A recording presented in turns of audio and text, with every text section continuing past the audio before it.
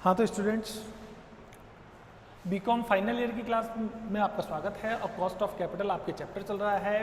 Paper second है EFM subject का और पेपर का नाम है बिजनेस बस्टिंग। तो देखिए, जो क्वेश्चन आपके सामने है वो है क्वेश्चन नंबर 23। एमआर अग्रवाल की बुक से एक क्वेश्चन है।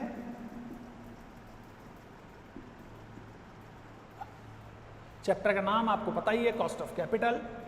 और क्वेश्चन की जो डिटेल्स है वो इस प्रकार है, आप देख लीजिए। 30,000 इक्विटी शेयर ऑफ 10 ईच, तो हर एक शेयर लगभग 3 लाख रुपए का है। तो यहाँ पे ये शेयर हो जाते हैं आपके 3 लाख के। और इसके बाद आपको 12% डिबेंचर दे रखे हैं। तो ये हैं आपके पास 12% डिबेंचर ऑफ 100 ईच, 1 लाख रुपए के आपके पास डिबेंचर हो जाते हैं। और 8% प्रेफरेंस शेयर 100 ईच आपको दे रखा है, ये भी है 1 लाख के। तो इस तरीके से आपको 5 लाख का कैपिटल स्ट्रक्चर आपके सामने गिवन है। आगे क्वेश्चन में इंफॉर्मेशन यहां से आप पढ़ सकते हैं। देखिए कि 8% प्रेफरेंस शेयर है 100 each 1 lakh, currently sold at 95 and maturity period of 6 year. तो यहाँ पे प्रेफरेंस शेयर का आपको मैच्योरिटी पीरियड गिवन है 6 ईयर, यानी कि ये रिडीमेबल प्रेफरेंस शेयर है और 6 साल बाद आपको रिडीम करने हैं। और प्रेफरेंस शेयर को अभी जो मार्केट प्राइस है वो है 95, जिस पे ये सोल्ड किए जा रहे हैं। आगे क्वेश्चन में इंफॉर्मेशन है कि डिविडेंड ₹5 पर शेयर। तो डिविडेंड हम 5 रुपीज़ पर शेयर है इसमें।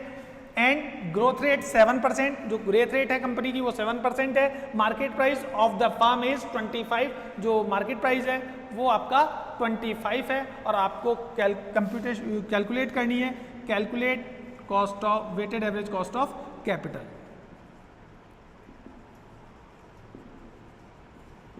Weighted average cost of capital.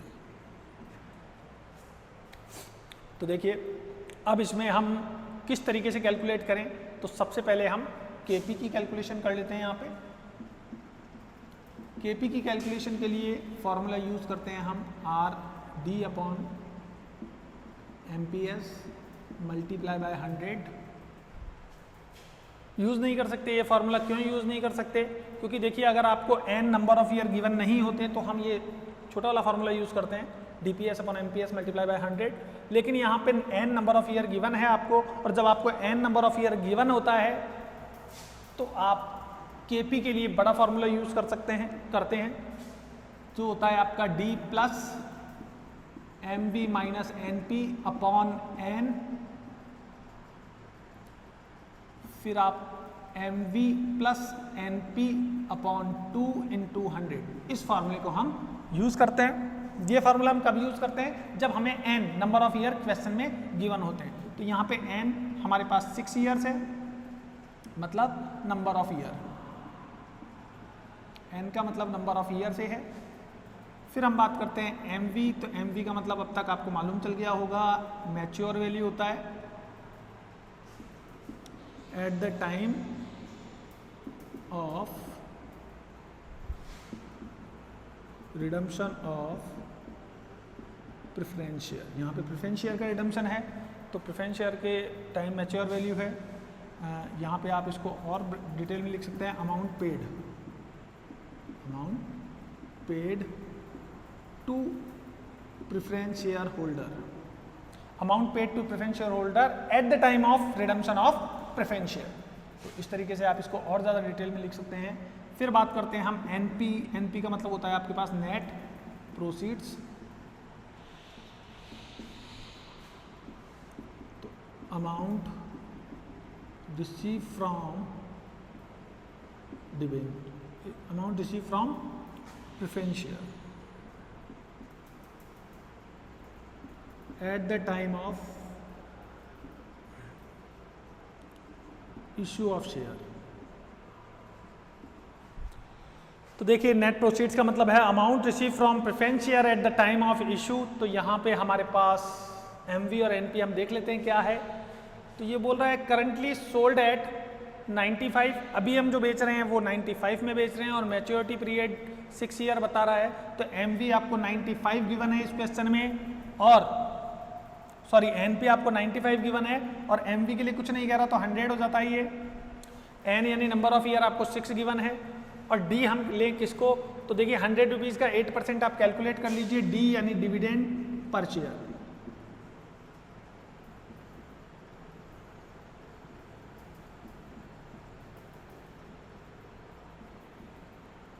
तो 100 रुपीज़ का शेयर था और उस पर डिविडेंड की रेट है 8%, तो 100 रुपीज़ का 8% आपके पास हो जाता है 8।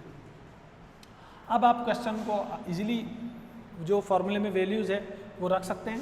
तो देखिए हमारे पास 8 रुपीज़ डिविडेंड है, 8 प्लस एम वी आपके पास हो जाती है 100 minus 95 divided by 6 number of year, 100 M V है, एन पी आपके पास 95 है डिवाइडेड बाई 2 इंटू 100, तो ये आपकी आ जाती है के पी आफ्टर टैक्स।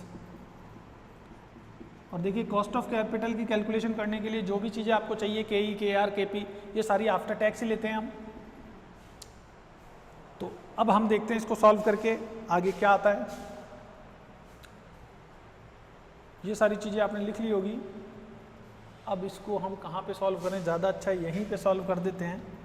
तो 8 प्लस ये हो जाता है आपके पास 5/6, तो 5/6 जब आप करेंगे तो ये हो जाता है 0.83।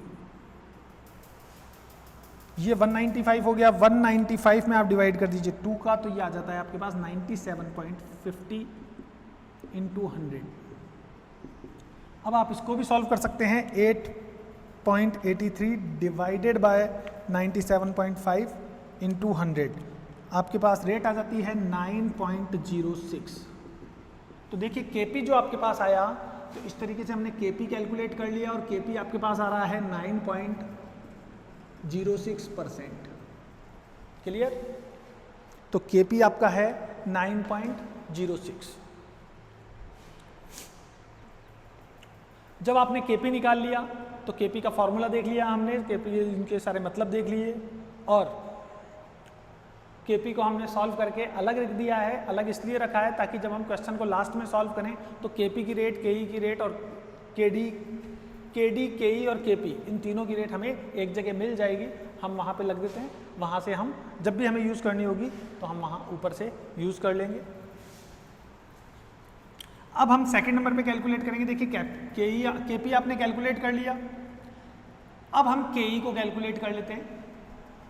तो केई को कैलकुलेट करने के लिए हम फार्मूला यूज में लेते हैं डीपीएस या फिर EPS upon MPS into 100 plus growth rate जी। तो देखिए यहाँ पे डी का मतलब, डीपीएस का मतलब डिविडेंड पर शेयर से है, मैं आपको बता दूं डिविडेंड पर शेयर। ईपीएस का मतलब है आपके पास अर्निंग पर शेयर,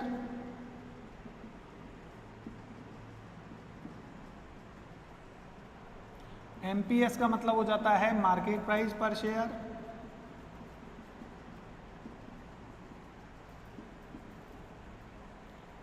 और जी का मतलब अब हो जाता है आपके पास ग्रोथ रेट।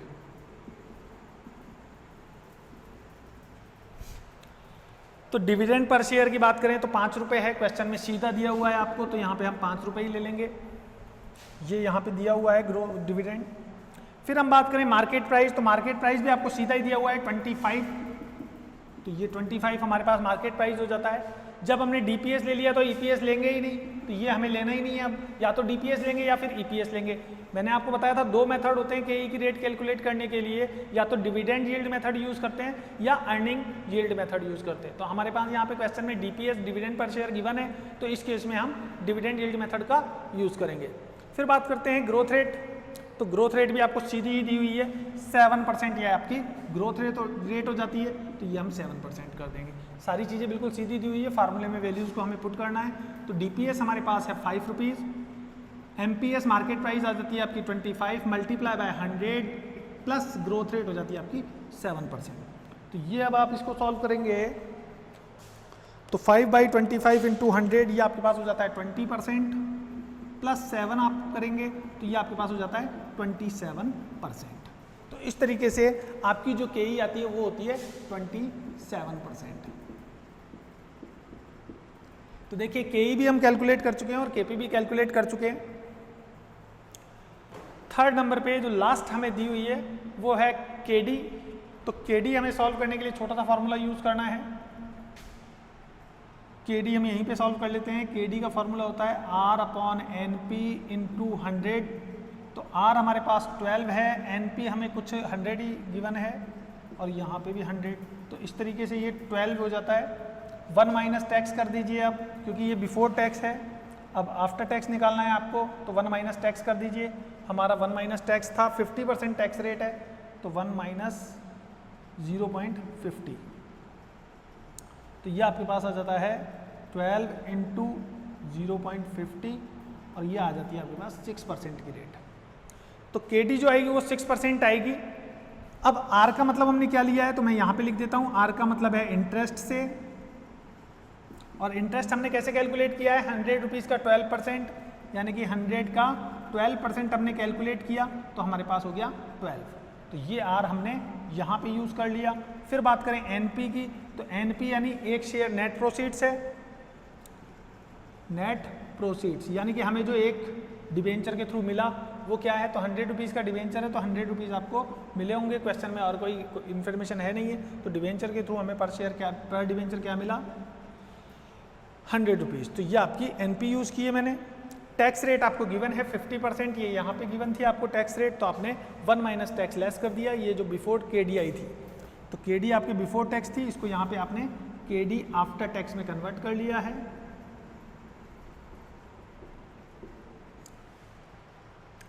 अब हमारे पास केपी भी है, केई भी है और केडी भी है। केडी आपके पास आई थी 6%।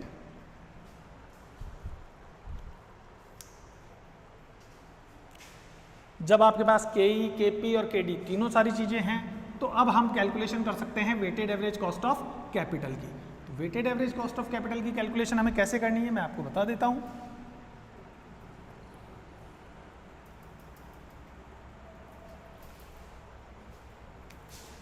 सबसे पहले हम हेडिंग डाल देते हैं, कंप्यूटेशन ऑफ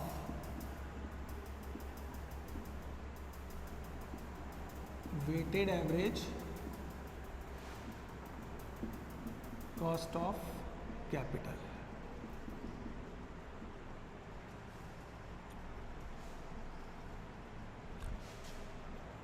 ये जो हमारे पास कॉलम हो जाता है, इसको हम नाम दे देते हैं सोर्सेज का। सोर्सेज में हमारे पास इक्विटी शेयर है, तो सबसे पहले इक्विटी शेयर कैपिटल ही लिख देते हैं, इक्विटी शेयर कैपिटल, और इसे हम केई कहते हैं। सेकंड नंबर पे 12% डिबेंचर है, तो यही ले लेते हैं 12% डिबेंचर, और इसे हम शॉर्ट में केडी कह देते हैं। लास्ट है रिटेन अर्निंग होगा, नहीं सॉरी प्रेफरेंस शेयर है 8%, प्रेफरेंस शेयर कैपिटल, जिसे हम केपी कहते हैं। तो इस तरीके से देखिए केई, केडी और केपी ये आपके पास थी। अब यहाँ पे हम सेकंड कॉलम में लिख देते हैं अमाउंट। तो अमाउंट आपको जो गिवन है वो है 3 लाख, 1 लाख, फिर से 1 लाख,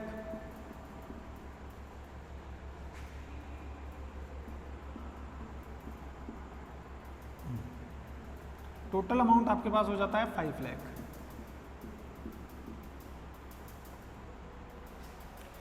अब आपको नेक्स्ट जो कॉलम बनाना है वो है वेट का। तो वेट आप कैसे निकालेंगे, तो देखिए आप 3 लाख में 5 लाख का डिवाइड कीजिए, ये आपके पास आ जाता है 0.60। 1 लाख में आप डिवाइड कीजिए 5 लाख का, तो 0.20, और फिर 1 लाख में आप डिवाइड कर दीजिए, तो ये फिर से आपके 0.20 आ जाएगा। टोटल कर लीजिए 1.0 आ जाएगा। अब आप करके भी देख लीजिए इसको कि कहीं ऐसा ही तो है।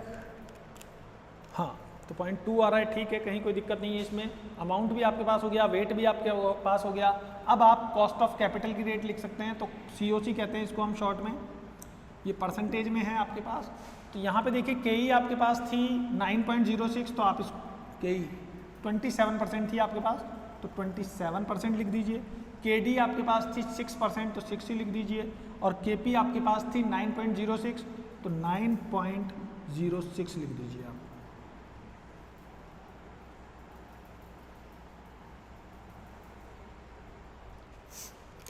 तो आपने 27 को मल्टीप्लाई किया 0.6 से, ये आपके पास हो जाता है 16.20।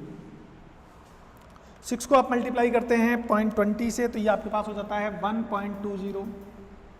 और 9.06 को आप मल्टीप्लाई करते हैं 0.2 से, तो ये आपके पास हो जाता है 1.81। अब आप टोटल कर सकते हैं लास्ट कॉलम का, जिसे हम कहते हैं weighted average cost of capital. Weighted average cost of capital,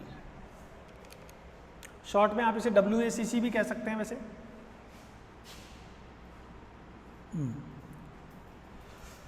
तो देखिए 16.20 प्लस 1.2 और प्लस 1.81, ये आपके पास हो जाता है 19.21। तो देख लीजिए आप कि कैलकुलेशन वगैरह सब ठीक है कि नहीं है। बीकॉम थर्ड ईयर की क्लास थी, बिल्कुल सही है। Computation of weighted average cost of capital आपने कैलकुलेट कर लिया है। तो weighted average cost of capital जो आपके पास आई है, weighted average cost of capital is 19.21%। ये आपका फाइनल आंसर हो गया है और बाकी क्वेश्चन की डिटेल आपके सामने है। तो देखिए स्टूडेंट, ये जो क्वेश्चन है सबसे ज़्यादा आपके कॉस्ट ऑफ कैपिटल चैप्टर से एग्जाम में पूछा जाता है। तो ज़्यादा अच्छा है कि आप इन क्वेश्चंस की तैयारी को बढ़िया तरीके से करें। और अगर आपको किसी तरह की प्रॉब्लम हो इन क्वेश्चन को सॉल्व करने में, तो आप निश्चित रूप से हमें कमेंट करके बता सकते हैं। Thank you guys, see you again. आप प्रैक्टिस करते रहिए।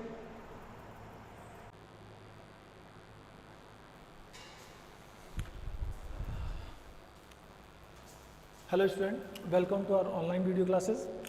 ये जो वीडियो है बीकॉम फाइनल ईयर की क्लास के लिए है। चैप्टर आपके कॉस्ट ऑफ कैपिटल चल रहा है। ये FM का सेकंड पेपर है, बिजनेस बस्टिंग। और आप देख रहे हैं क्वेश्चन नंबर 14 MR अग्रवाल की बुक से। क्वेश्चन की जो डिटेल्स है वो इस प्रकार है। 9% डिबेंचर आपको 6 लाख रुपीज़ के दिए हुए हैं। ये रुपीज़ है में है सारी चीज़ें। और 9% डिबेंचर है आपके पास ₹6 लाख। यहाँ पे आप लिख सकते हैं ऑफ 100 ईच। और प्रेफरेंस शेयर है आपके पास 2 लाख, ये भी आपके पास 100 ईच है। इक्विटी शेयर है 24,000 की शेयर्स जो है 6 लाख के। और रिटेन अर्निंग है आपके पास 4 लाख। क्वेश्चन में आगे जो डिटेल है आपको इन्फॉर्मेशन गिवन है वो इस तरह है। Market price of equity share is ₹40। DPS यानी कि dividend per share is ₹4। Tax rate is 50% and personal income tax rate is 25%। Calculate weighted average cost of capital. तो आपको weighted average cost of capital calculate करनी है। Personal income tax rate आपको 25% given है। Tax rate corporate tax rate है यहाँ पे ये, और ये आपके 50% है। डिविडेंड पर शेयर यानी कि DPS आपको 4% गिवन है। मार्केट प्राइस है आपके पास 40 रुपये। तो देखिए जब KE कैलकुलेट करेंगे तो KE का फॉर्मूला आप यूज़ करेंगे DPS अपॉन MPS इंटू 100। यहाँ पे DPS का मतलब आप जानते भी होंगे, फिर से मैं एक बार बता देता हूँ, डिविडेंड पर शेयर है।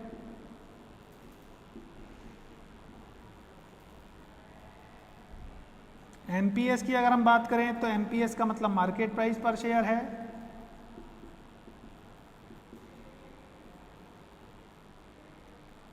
ग्रोथ रेट क्वेश्चन में है नहीं तो लेने की जरूरत ही नहीं है। ग्रोथ रेट क्वेश्चन में आपको दी हुई नहीं है। तो DPS हमारे पास क्वेश्चन में सीधी गिवन है शायद आपको 4 रुपये, और मार्केट प्राइस आपके पास है 40 रुपये। तो यहाँ पे 4 और 40 सीधा दिया हुआ है, तो यहीं पे आप यूज़ कर लीजिए 4/40 इंटू 100, तो ये आपके पास आ जाती है 10%। तो इस तरीके से आप KE को कैलकुलेट कर सकते हैं जो हमारे पास है 10%। अब हम इसको ऊपर लिख लेते हैं जिससे कि हमें जब ज़रूरत पड़े तो हम यहाँ से इसको यूज़ कर सकें। तो देखिए KE हमारे पास 10% थी, हमने लिख ली। फिर रिटेन अर्निंग भी आपको दी हुई है, तो यहाँ पे आप KR का फार्मूला यूज़ कर सकते हैं। KR का फार्मूला होता है KE KR। KR का फार्मूला होता है KE 1 माइनस TP और 1 माइनस B यानी ब्रोकरेज।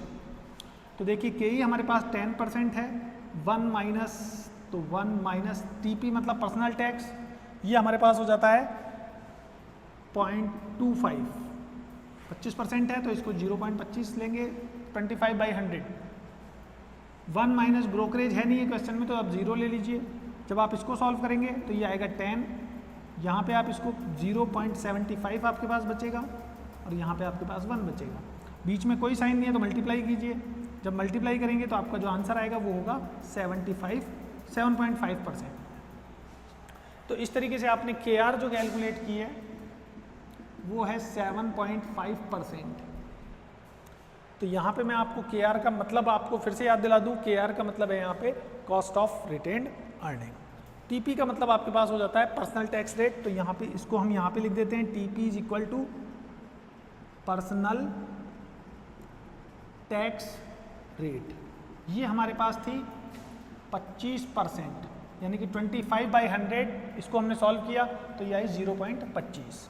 ब्रोकरेज तो आपके पास है ही नहीं, लेकिन इसका मतलब मैं लिख देता हूँ B is equal to brokerage, जिससे कि आपको अगले क्वेश्चन में अगर कभी आए तो हमें ये याद रहे। तो देखिए ये सारी चीज़ें हमने यहाँ पे लिख ली है। अब KE आपने कैलकुलेट कर ली और KR भी आपने कैलकुलेट कर ली। बहुत अच्छा, मुझे भी अच्छा लगा जी। अब इसको हम यहाँ पे लिख देते हैं, ये नाम भी दे देते हैं। ये आपकी KD हो जाती है, सेकंड नंबर पे ये हो गई KP, थर्ड नंबर पे KE हो गई और ये हो गई KR। तो यहाँ पे हमने KD, KP, KE, KR लिख लिया है। ये सोर्सेज हो गए सारे, ये सोर्सेज, ये आपके पास अमाउंट हो गए हैं। अब एक चीज़ और रह गई, KE, KR निकल गया हमारे पास, तो हम क्या निकालें अब कि KD। चलो KD ही निकाल लेते हैं, यहाँ पे निकाल लेते हैं KD।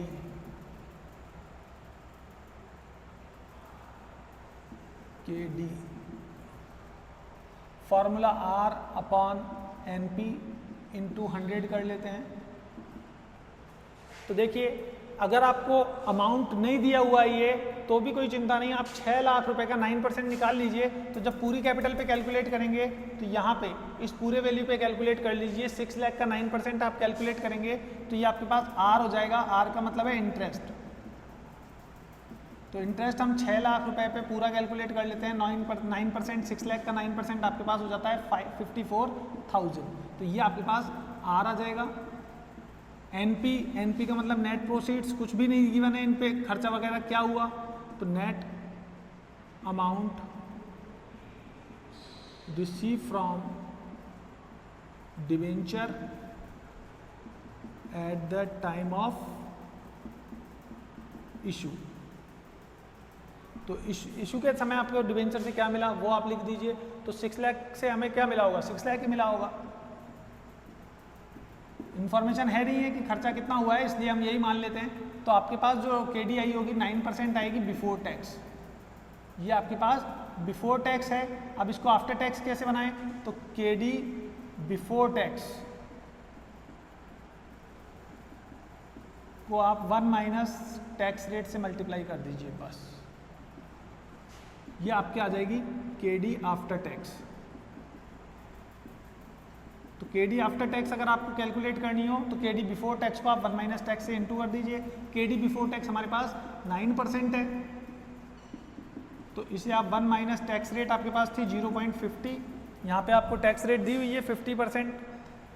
तो जब आप 9% को मल्टीप्लाई करेंगे 1 माइनस 0.050 से, तो ये आपके पास हो जाती है 9 और बीच में कोई साइन नहीं है तो मल्टीप्लाई आ जाएगा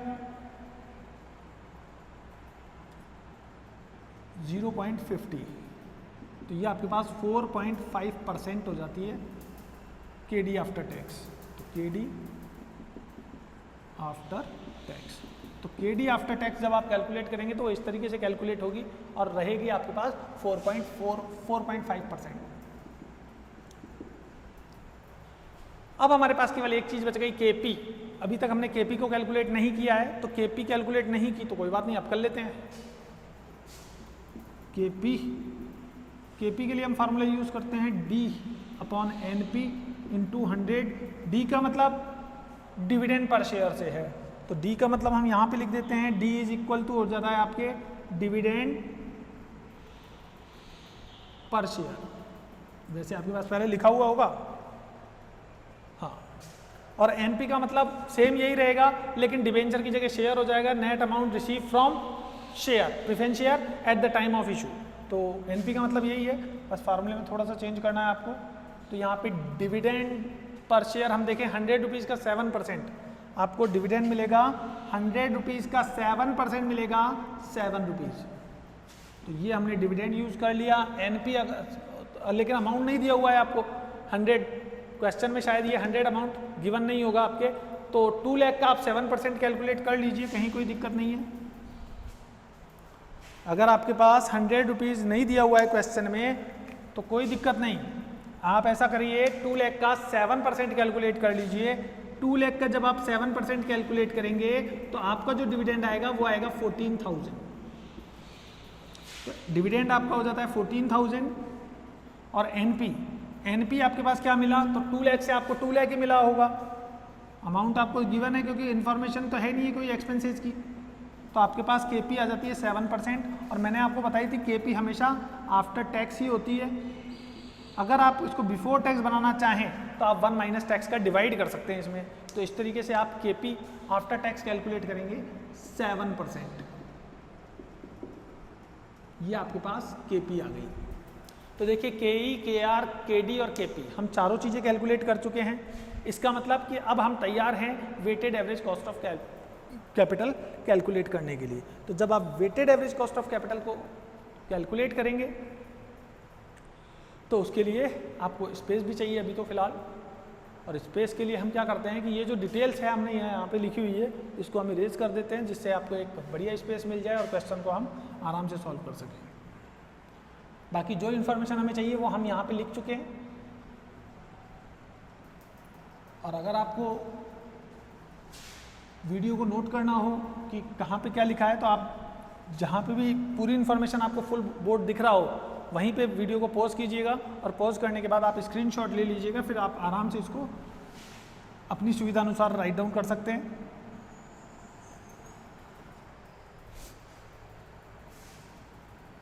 चलिए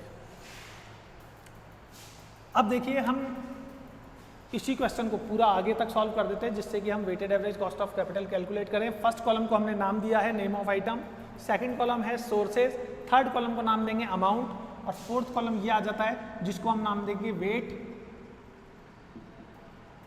अब वेट आप कैसे कैलकुलेट करेंगे मैं आपको बता देता हूं। इससे पहले वाले क्वेश्चन में भी हमने वेट कैलकुलेट किया है।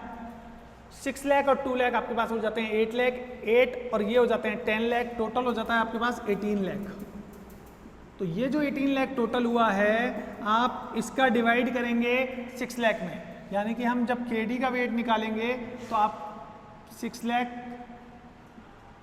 डिवाइडेड बाई 18 लाख जो टोटल था इस कॉलम का, इस तरीके से आप डिवाइड करके कैलकुलेट कर लेंगे। तो 6 लाख में जब आप 18 लाख का डिवाइड करेंगे तो आपके पास आ जाता है 0.33। इसी तरह आप 2 लाख में डिवाइड करेंगे नेक्स्ट 18 लाख का, तो आपके पास ये हो जाता है 0.11 और आगे तक ये 11 ही रहेगा। आप चाहें तो एक और बार लिख दीजिए इसको, फिर यही है तो ये आपके पास हो जाता है 0.333 और यहाँ पे हो जाता है आपके पास 222। तो वेट आपने कैलकुलेट कर लिया। अब आप कॉस्ट ऑफ कैपिटल की रेट लिख सकते हैं यहाँ पे। तो कॉस्ट ऑफ कैपिटल की रेट जो आपने ऊपर निकाली है वो है, बस ध्यान रहे कि केडी जब आप लिख रहे हैं तो केडी की रेट लगाइएगा। तो केडी की रेट आपके पास 4.5 है तो हम यही ले लेंगे 4.5। सेकंड केपी है तो केपी की रेट आपके पास 7% है तो आप 7 लीजिएगा। केई आपने 10% निकाली थी तो 10 और केआर आपने 7.5 निकाली थी तो 7.5 लीजिएगा। तो इस तरीके से आप सही अमाउंट के सामने उसकी सही रेट लिखिएगा। कई बार ऐसा होता है कि हम केई के सामने केडी की रेट लिख देते हैं और केडी के सामने केपी की रेट लिख देते हैं, तो कई बार ये चीज़ हो जाती है। आप इस चीज़ का विशेष ध्यान रखिएगा जिससे कि आपसे ये मिस्टेक नहीं हो। तो अब आप वेट और कॉस्ट ऑफ कैपिटल जो है आपके पास, इनको एक नए कॉलम में लिख दीजिए मल्टीप्लाई करके, जिसका नाम हम देंगे weighted average cost of capital. तो ये फोर्थ कॉलम का जो नाम है वो है आपको weighted average cost of capital और आप इसमें क्या लिखेंगे, वेट और कॉस्ट ऑफ कैपिटल दोनों को मल्टीप्लाई करके लिख देंगे। तो देखिए 0.333 ये आपके पास था, इसे आप मल्टीप्लाई कर दीजिए 4.5 से। तो ये आपके पास आ जाता है 1.499। सेकंड 111 है आपके पास 0.111, इसको आप मल्टीप्लाई कर दीजिए 7 से, तो ये आपके पास हो जाता है 0.777। और 10 को आप मल्टीप्लाई कर दीजिए 0.33333 से, तो ये आपके पास हो जाता है 3.33।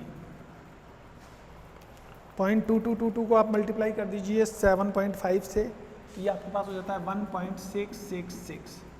अब आप इन सब का टोटल कर लीजिए, तो 1.4999 और 0.7777 और 3.33333 और 1.66666, तो ये आपके पास हो जाता है 7.277%। ये सारी रेट आपके पास परसेंटेज में थी, तो जो आंसर आएगा वो भी परसेंटेज में होगा आपका। तो WACC की जो रेट आई है आपके पास, WACC यानी कि weighted average cost of capital, ये आया है आपके पास 7.277%, यानी कि आप 7.28 भी कह सकते हैं इसको। तो देखिए ये जो क्वेश्चन था मैं आपको फिर से बता दूं, ये आपके पास क्वेश्चन था, क्वेश्चन नंबर 24 MR अग्रवाल की बुक से ये क्वेश्चन था, और बीकॉम थर्ड ईयर के लिए कॉस्ट ऑफ कैपिटल जो चैप्टर है उस चैप्टर से ये क्वेश्चन था। और आप इस वक्त पढ़ रहे हैं EFM का सेकंड पेपर जिसका नाम है बिजनेस बजटिंग। तो साथ ही मैं आपको ये बताना चाहूँगा कि ये जो क्वेश्चन है बिजनेस बजटिंग के पेपर में हर साल आता है आपके ये क्वेश्चन। हाँ, कॉस्ट ऑफ कैपिटल चैप्टर से आता है, और इस तरह का एक इजी क्वेश्चन आता है, ज़्यादा हार्ड क्वेश्चन नहीं आता, बशर्ते कि आप इस चैप्टर की तैयारी को बढ़िया तरीके से जारी रखें। और अगर कोई प्रॉब्लम आती है आपको इस चैप्टर को सॉल्व करने में, तो आप क्वेश्चन से रिलेटेड वीडियो वो जो कमेंट है वो आप इजीली कर सकते हैं, हमें अपनी प्रॉब्लम बता सकते हैं, ताकि हम जल्द से जल्द उस प्रॉब्लम का सॉल्यूशन करके आपको वीडियो अवेलेबल करवा सकें। Thank you guys, see you again.